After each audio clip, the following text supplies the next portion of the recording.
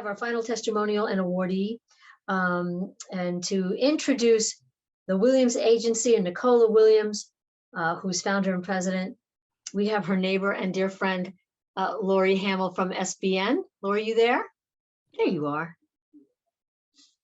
I think you're muted because I can hear you upstairs. Can you hear me now? Yes. Great. I first met Nicola at a local food workshop that SBN held at Boston Organics in the winter of 2010. At that workshop, Nicola and I got together, as in the first time we met, with a few participants to form the SBN Local Food Committee. With the leadership of Nicola, this committee took off, and the rest is history. SBN's #1 program is local food, with its various programs that include the premier local food event of Massachusetts, the Boston Local Food Festival. Nicola founded her business, the Williams Agency, in 1995 and has leveraged her vast entrepreneurial skills to identify needs, and then her business works to meet those needs. She employs between 3 and 30 people based on the event, and her events are some of the most popular festivals in Cambridge, Boston, and other New England locations. Nicola effectively leverages her passion for social justice and sustainability so that her values are fully integrated into the benefits of the services her company provides.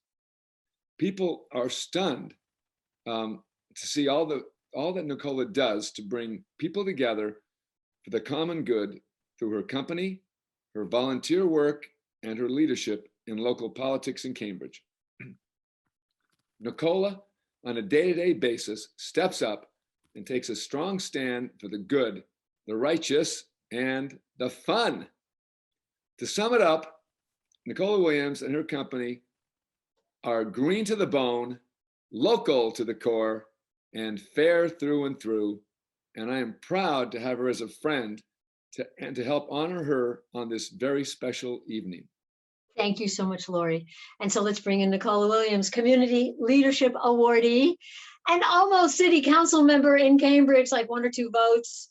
What does this woman not do? Nicola, it's so great to speak with you. What is it? I mean, it's the Williams Agency. And Lori alluded to, there's the Jerk Fest, there's, all the different festivals, but what do you do? Good question, right? All of the above, but really, I started my business after working corporate for a while, and I found myself in an insurance company that really dragged me along, and I to really represent the company in the community. So I wanted to. When I retired from that company or took a package after 7 years, I realized I love that community work. I was the face of the company, a pretty large company locally, and I wanted to do something that will continue to do community work at the same time, get paid for it. So I actually started with the Cambridge Business Development Center. I work with small businesses. Back then with Cambridge Savings Bank was a sponsor of our program. And I became a client after a few years working with entrepreneurs. And I realized that I found a way to make money while doing well by doing good and doing good by doing well, as previously stated.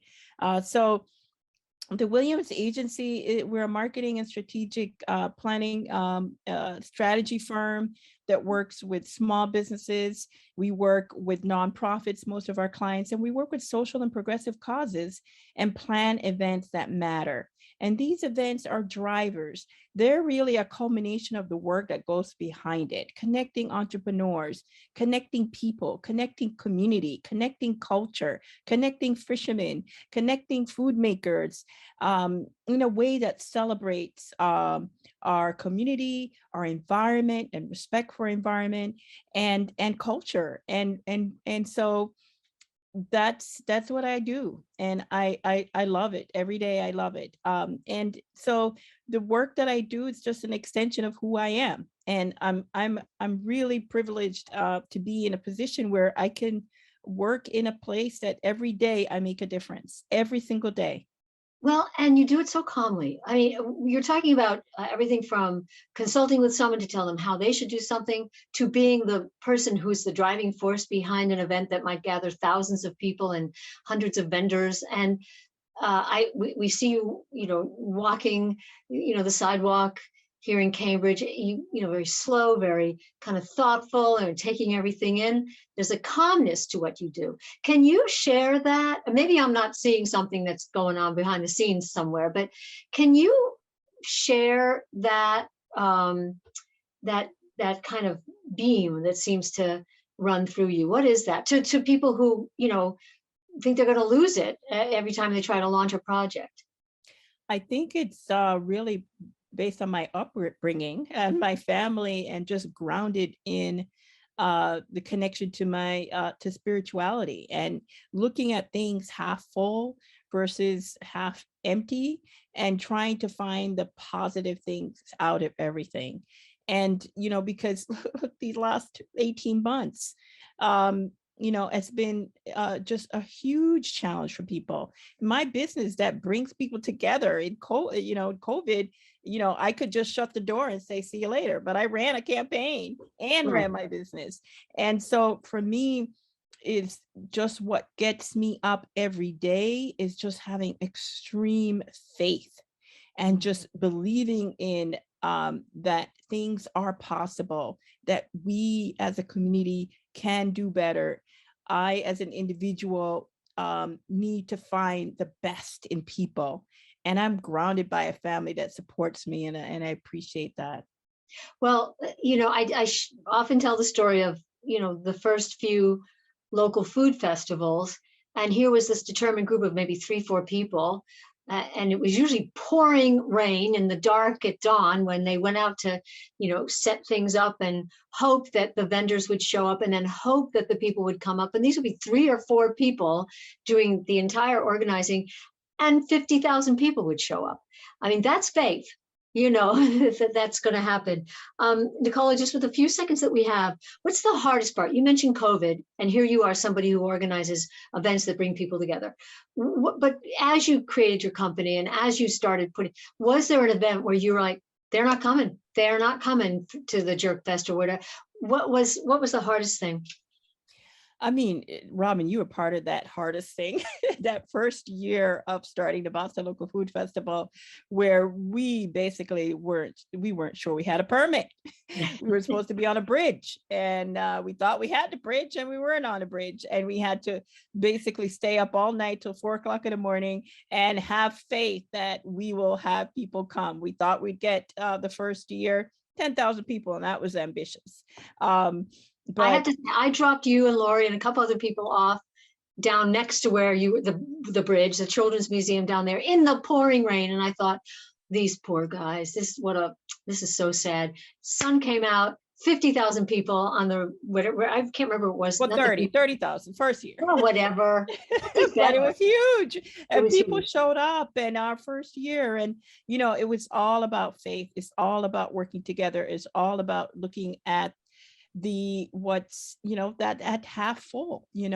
As entrepreneurs, we have to take risk. It was a risk, but at the same time, we had incredible faith, incredible commitment, incredible team, and incredible will.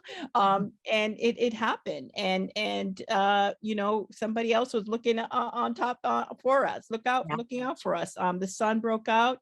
And it was an amazing event. And 12 years later, it's now the Boston Local Food Festival, the signature event on Rose Kennedy Greenway. I'm so proud of it. I started the Boston Jerk Fest with the same passion. We have a 2-year hiatus, but we're coming back. People remember it. People can't wait to see it.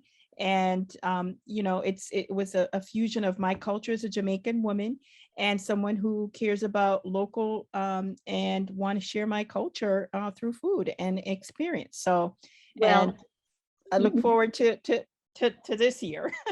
Yeah, we all do. Well, many of our attendees are in the chat section, and don't forget, you can do that as well. You can join it as well.